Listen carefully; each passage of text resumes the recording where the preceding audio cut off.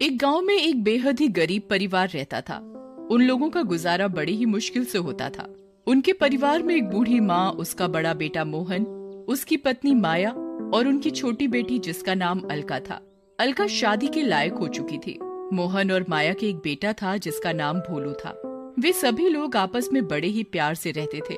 चाहे कितनी भी परेशानी आ जाए, सब लोग मिलकर उसका सामना करते थे। मोहन ने किसी कारणवश साहूकार से कर्जा ले रखा था, जिसकी उसे बेहद चिंता सताती रहती थी कि वो कर्जा चुकेगा कैसे। एक दिन की बात है, घर में सभी लोग खाना खा रहे थे। तभी साहूकार के कुछ आदमी उनके घर आते हैं और मोहन से कहते हैं, मोहन, अगर तुमने कर्जा नहीं दिया तो हम तुम्हारा घर ले लेंगे, इसलिए जल्दी से जल्दी तुम्हें कर्जा देना पड़ेगा। मैं जल्दी ही कर्जा देने की कोशिश करूंगा। कोशिश नहीं, जल्दी ही देना पड़ेगा। ठीक है। और ये कहकर साहूकार के आदमी चले जाते हैं। मोहन की माँ मोहन से कहती है, मोहन बेटा, तू इतनी जल्दी साहूकार का कर्जा कैसे देगा? माँ, तुम चिंता मत करो, मैं और मेहनत करूंगा और ज्यादा पैसा कमाऊंगा और साहूकार का कर्जा भी जल्दी चुका दूंगा। तभी मोहन की पत्नी माया भी कहती है, माँ तुम चिंता मत करो, हम सब है ना कोई रास्ता जरूर निकालेंगे। पर मोहन, और तुम अकेले सब कैसे करोगे? अलका की शादी भी करनी है, भोलू की पढ़ाई और ऊपर से मेरी दवाई गोली का खर्चा। अरे माँ, तू चिंता क्यों करती है? मैं हूँ ना, सब ठीक कर दूंगा। तभी अलका माँ से कहती है, माँ तुम मेरी शादी की चिंता मत करो, मुझे अभी शादी नहीं करनी।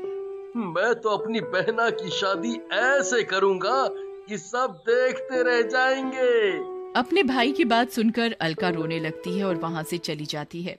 और शाम को अलका का ससुर लाला राम आता है और वो मोहन और उसकी पत्नी माया और उसकी माँ से कहता है, देखिए समधन जी, हम अपने बेटे की शादी अगले हफ्ते ही करना चाहते हैं, क्योंकि फिर हमारा बेटा वापस मुंबई नौकरी के लिए चला जाएगा। इसलिए हम चाहते हैं कि अगले हफ्ते ही अलका और हमारे बेटे रजत की शादी हो जाए। लेकिन समधी जी, ये सब हम इतनी जल्दी कैसे करेंगे? पर आपने तो कहा था कि शादी 6 महीने बाद करेंगे, फिर एकदम इतनी जल्दी कैसे? हम इतनी जल्दी शादी का इंतजाम कैसे करेंगे? आप हमारी परेशानी समझने की कोशिश कीजिए। अगर तुम अपनी बहन की शादी अगले हफ्ते करना चाहते हो तो बताओ, नहीं तो फिर तुम अपनी बहन की शादी कहीं और करना। हमें माफ करो।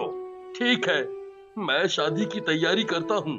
तभी अलका का ससुर कहता है, हाँ, एक बात और, शादी में हमें मोटरसाइकिल चाहिए और 50,000 रुपए नकद। देखिए लाला जी, आप हमारी परेशानी समझने की कोशिश कीजिए। हमारी हालत तो पहले से ही खराब है, हम ये सब कहाँ से देंगे? वो मुझे नहीं पता, ये तुम्हारा काम है। अगर तुम शादी में ये सब देने को तैयार हो तो बताओ, वरना मेरे बेटे के लिए रिश्तों की कमी नहीं है। और तुम अपनी बहन के लिए कोई और लड़का देखो जी। आप ऐसा मत बोलिए, मेरी बहन मर जाएगी। देखो मोहन बेटा, मुझे जो कहना था मैंने कह दिया, बाकी तुम्हारी मर्जी। ठीक है, मैं कहीं से इंतजाम करता हूँ। आप शादी की तैयारी करो। ये कहकर लाला राम वहाँ से चला जाता है। तभी माया अपने कमरे से अपने गहने लेकर आती है और मोहन से कहती है, ये मेरे गहने किस दिन काम आएंगे? आप इन्हें बेचकर अलका की शादी का इंतजाम करो। पर ये गहने तो तुम्हारे हैं, मैं इन्हें नहीं ले सकता। गहने जरूरत पड़ने पर ही तो काम आते हैं। इनकी जरूरत अब ज्यादा है, इसलिए आप इन्हें बेचकर अलका की शादी की तैयारियां करो। उन सब की बातें अलका कमरे से सुन रही थी। वो अपने घर वालों से कहती है, मैं शादी नहीं करूंगी, और उस घर में तो बिल्कुल भी नहीं जहाँ दहेज मांगा जाता हो। भैया, आप कल जाकर ही उन लोगों को मना कर देना कि हमें ये शादी नहीं करनी।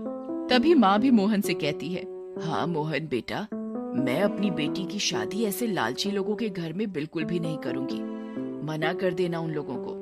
तभी भोलू रोता हुआ आता है और वो अपनी माँ माया से कहता है,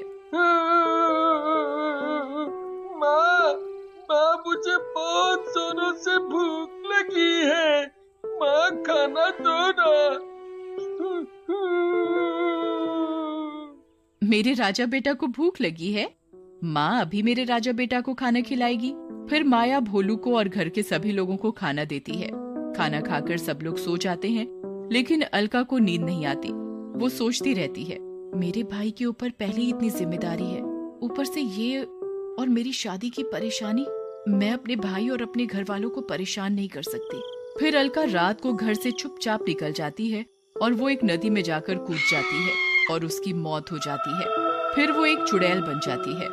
और अगले दिन नदी के किनारे कुछ लोग जा रहे थे तो वो देखते हैं कि अलका की लाश नदी किनारे पड़ी हुई है। तभी एक आदमी लाश देखकर कहता है, अरे ये लाश तो मोहन की बहन अलका की है। हाँ यार, ये तो मोहन की बहन अलका है। चलो लाश को लेकर मोहन के पास ले चलते हैं। और वो सब आदमी अलका की लाश लेकर उसके घर चले जाते हैं और उसके घर पहुंचकर वो अलका की लाश उसके परिवार वालों को दे देते हैं। और फिर अलका की लाश देखकर मोहन और उसकी माँ कहते हैं, हाय रे मेरी बेटी, ये तुझे क्या हुआ? तू हमें छोड़कर क्यों चली गई? मेरी बच्ची, आजा मेरी बच्ची। मेरी बहन, तूने एक बार भी नहीं सोचा कि तेरे बगैर तेरा भाई कैसे रहेगा?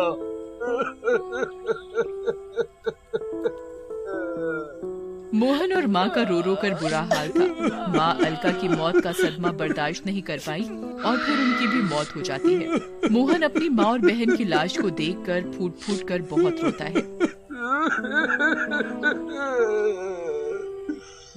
माँ, अब तुम भी मुझे छोड़कर चली गई। हमारा क्या होगा तुम्हारे बिना? अलका अपने परिवार वालों के पास खड़ी उनकी बातें सुन रही होती है और वो कहती है, मैं उन लोगों का जीना हराम कर दूंगी जिसकी वजह से उसकी माँ की मौत हो गई और मैंने अपनी जान दे दी। मोहन अपनी माँ और बहन का अंतिम संस्कार करके अपने घर लौट आता है। उधर चुड़ैल शमशान घाट में अपनी माँ की राख के पास बैठी हुई रो रही होती है। रात भी काफी हो चुकी थी और फिर वो अपने लाला राम के घर आती है। उसका ससुर गहरी नींद में सोया हुआ था तो वो उसको जोर से काट लेती है। तभी ससुर की नींद खुल जाती है और वो चिल्लाता है, बचाओ बचाओ। वो देखता है कि उसके सामने चुड़ैल खड़ी है। लाला राम कहता है, तू कौन है और क्या चाहती है? इतनी जल्दी भूल गया कि मैं कौन हूँ? याद कर।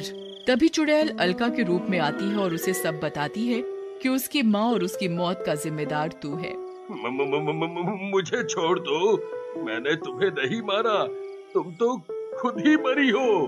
पर मेरी मौत की वजह तो तू ही है। ये सुन लाला राम भागने लगता है और वो भागते भागते शमशान घाट में पहुंच जाता है तो उसे वहाँ बैठा एक तांत्रिक मिलता है। वो उस तांत्रिक से कहता है, बाबा बाबा मुझे बचा लो, मुझे चुड़ैल मार डालेगी बाबा। क्या हुआ? कौन चुड़ैल? ये तो तूने बहुत ही गलत किया। तेरे इस लालच की वजह से 2 लोगों की जान चली गई। तभी चुड़ैल भी वहाँ आ जाती है और लाला राम का गला दबाकर मारने लगती है। तभी तांत्रिक चुड़ैल से कहता है, ओ चुड़ैल, छोड़ दे इसे। ए तांत्रिक, इसे छोड़ दे, ये मेरा शिकार है। मैं इसे मार डालूंगी और इसे मार कर ही दम लूंगी। मैं तुझे ऐसा नहीं करने दूंगा, ये गलत है। उन लोगों को सजा देने वाला भगवान है। ये कहकर फिर तांत्रिक चुड़ैल को अपनी बोतल में कैद कर लेता है और वो लाला राम से कहता है, अब तू घर जा, चुड़ैल तेरा कुछ भी नहीं बिगाड़ पाएगी। लाला राम अपने घर चला जाता है। फिर तांत्रिक भी अपनी कुटिया में जाकर साधना में लग जाता है।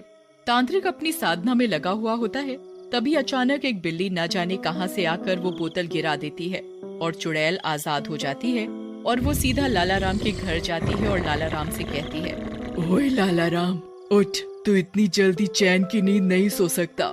लाला राम चुड़ैल की आवाज सुनकर उठ जाता है और चुड़ैल के आगे गिड़गिड़ाने लगता है और कहता है, मुझे छोड़ दे, मुझे छोड़ दे, मुझे माफ कर दे, मुझसे गलती हो गई बेटा, मुझसे गलती हो गई। तुझसे तो गलती हो गई, पर मेरी माँ का क्या दोष था जो तेरी वजह से इस दुनिया से चली गई? माफ कर दे बेटा, मुझे मुझे छोड़ दे बेटा, बेटा मुझे छोड़ दे, मुझे छोड़ दे। तभी चुड़ैल लाला राम का गला दबाने लगती है तो तांत्रिक आ जाता है और वो चुड़ैल से कहता है, छोड़ दे चुड़ैल, इसकी सजा इसे भगवान देगा। फिर इसकी वजह से मेरी और मेरी माँ की जान क्यों गई? ये हमारा हत्यारा है। मैं अपना बदला लिए बगैर नहीं जाऊंगी। जब तक कि मेरा बदला पूरा नहीं होता, मेरा बदला इसे मार कर ही पूरा होगा, तभी मेरी आत्मा को शांति मिलेगी। फिर चुड़ैल लाला राम को उठाकर फेंक देती है। लाला राम का सर फट जाता है, उसके सिर से बहुत खून बहने लगता है और वो जोर जोर से रोने लगता है और तांत्रिक से कहता है, मुझे बचा लो, मुझे बचा लो इस चुड़ैल से, मैं मरना नहीं चाहता। और फिर तांत्रिक अपनी मंत्र शक्ति से चुड़ैल को कैद करने की कोशिश करता है, पर चुड़ैल इतनी शक्तिशाली थी कि तांत्रिक चुड़ैल की शक्ति के आगे कमजोर पड़ गया। तभी चुड़ैल तांत्रिक से कहती है, ए तांत्रिक, मेरी तुझसे कोई दुश्मनी नहीं है, तू मेरे रास्ते से हट जा, नहीं तो तू बेमौत मारा जाएगा। तभी चुड़ैल लाला राम के गले में अपने नाखून डालकर उसे मार देती है और जोर जोर से रोने लगती है और कहती है, अब जाकर मुझे शांति मिली, अब जाकर मुझे शांति मिली। तांत्रिक चुड़ैल से कहता है, अब तो तुम्हारा बदला पूरा हो गया। चुड़ैल कहती है, हाँ, अब जाकर मेरा बदला पूरा हुआ। फिर चुड़ैल वहाँ से गायब हो जाती है।